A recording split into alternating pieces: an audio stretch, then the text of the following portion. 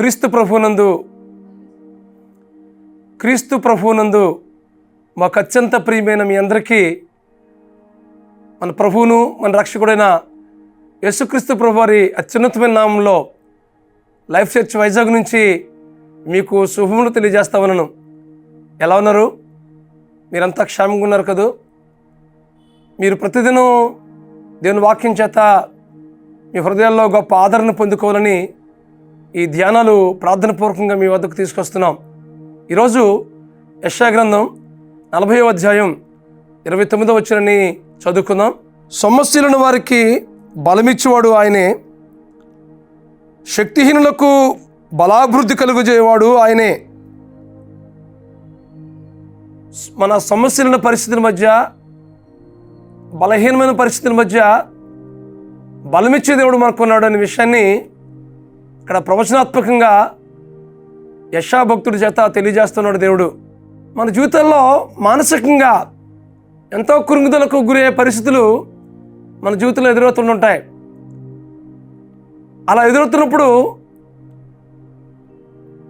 దేవుని వాక్యం చేత మనం బలం పొందుకుని దేవుని సన్నిధిలో ఆదరణ పొందుకున్నప్పుడు ఎంతో బలాభివృద్ధి చెందుతుంటాం. ఇక్కడ అంటున్నాడు కదా, సమస్యలను వారికి బలమిచ్చేవాడు ఆయనే, శక్తిహీనులకు బలాభివృద్ధి కలుగజేవాడు ఆయనే. మన ప్రతికూలమైన పరిస్థితుల మధ్య మనం జీవిస్తూ ఉన్నప్పుడు మన బలపరిచే దేవుడు మన దేవుడు. దావీదు జీవితంలో మనం చూసినట్లయితే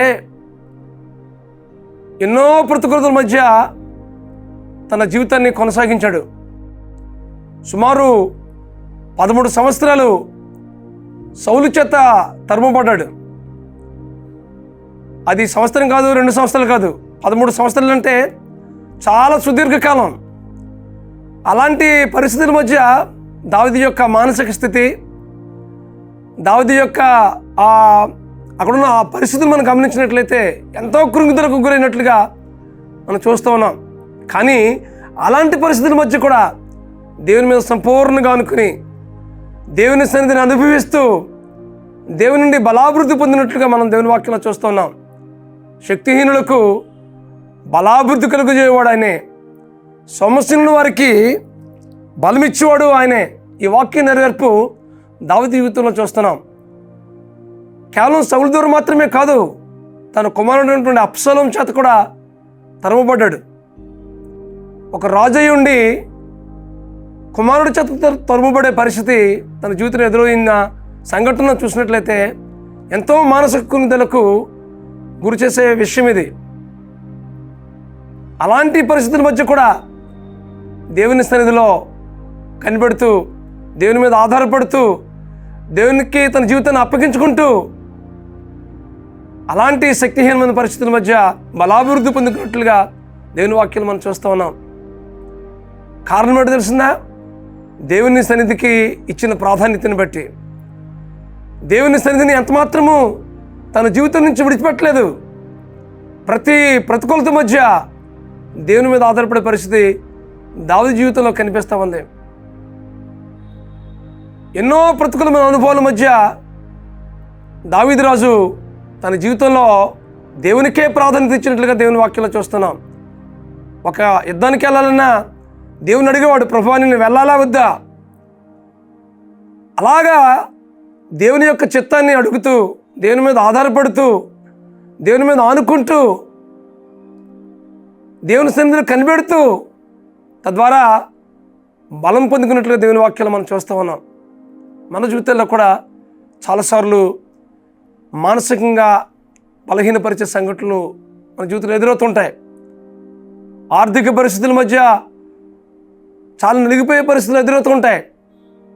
అలాగే బిడ్డల భవిష్యత్తు గురించి ఆలోచిస్తూ ఎన్నోసార్లు వారి భవిష్యత్తు ఏంటని కొన్నిసార్లు ప్రశ్నార్థకంగా మన ముందు నిలిచే పరిస్థితులు ఎదురవుతుంటాయి. అలాంటి పరిస్థితుల మధ్య దేవుని సన్నిధిలో మనకు మనంగా అప్పగించుకున్నట్లయితే దేవుని సన్నిధి నుండి మనం బలాభివృద్ధి పొందుకుంటామనే విషయాన్ని ప్రభు పేరిట మీకు తెలియజేస్తామన్నాను. శక్తిహీనులకు బలాభివృద్ధి కలుగజేయవాడు ఆయనే, సమస్యల వారికి బలమిచ్చేవాడు ఆయనే. కాబట్టి ఈ వాక్యం ఉంటుంది. మీ జీవితాల్లో ఎలాంటి ప్రతికూలతలు ఎదుర్కొంటున్నారు? దావీదైతే చాలా కాలం శత్రువు చేత తరుమబడే పరిస్థితి తనకు ఎదురవుతూనే ఉంది. కానీ దేవుని సన్నిధిని ఎంత మాత్రం విడిచిపెట్టలేదు. అలాంటి పరిస్థితుల మధ్య దేవుని సన్నిధి నుండి బలాభివృద్ధి పొందుకున్నట్లుగా దేవుని వాక్యంలో మనం చూస్తూ ఉన్నాం. కాబట్టి ఈ వాక్యం ఉంటుంది మీ జీవితంలో కూడా. మీకు వస్తున్న ప్రతి సమస్యను, ప్రతి శోధనను, ప్రతి ప్రతికూలతను దేవునికి అప్పగించుకుంటూ, దేవుని మీద ఆధారపడుతూ, దావీదులాగే మనం కూడా దేవుని మీద ఆనుకున్నట్లయితే మన శక్తిహీనతల్లో బలాభివృద్ధి కలిగేవాడు, మన సమస్యల పరిస్థితుల మధ్య బలమిచ్చి దేవుడు మనకున్నాడనే విషయాన్ని మీకు జ్ఞాపకం చేస్తామన్నాను. కాబట్టి పరిపూర్ణంగా దేవునికి మనకు అప్పగించుకుందాం, దేవుని మీద ఆధారపడదాం, మన ప్రతి సమస్యను దేవునికి అప్పగిద్దాం. నీ భారము యెహోవా మీద మోపము, ఆయన నిన్ను ఆదుకును అని దేవుని వాక్యం మాట్లాడుతుంది. కాబట్టి మన ప్రతి సమస్యను అప్పగించి దేవుని నుండి బలం పొందుకుని మన జీవితాల్లో ఘనమైన కార్యాలు చూద్దాం, ప్రభు వైపు ఆనుకుందాం, దేవుడిస్తున్న వాగ్దానాన్ని స్వతంత్రించుకుందాం. అటు కృప పరిశుద్ధాత్మ దేవుడు మీకు అనుగ్రహించి నడిపించును గాక. ప్రార్థన చేసుకుందాం.